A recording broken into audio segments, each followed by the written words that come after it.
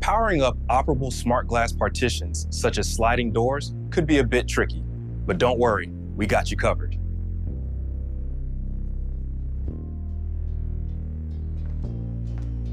Let's see how we can wire up this sliding door using CChannel and coiled wire. A CChannel is installed alongside the movable sliding door, with its length sufficient to allow for the coiled wire's contraction during door movement. The coiled wire is positioned within the CChannel, connecting to the smart glass or film bus bar directly from the extended length end of the coiled wire that passes through a moving hub inside the channel.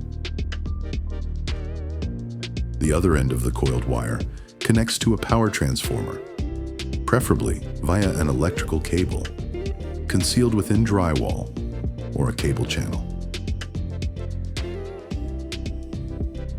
This setup enables continuous control, regardless of door position. You can switch your smart glass or film from clear to frosted, even when the door moves. The CChannel can also be painted to match the surrounding design. Feel free to explore our other videos for alternative power delivery methods.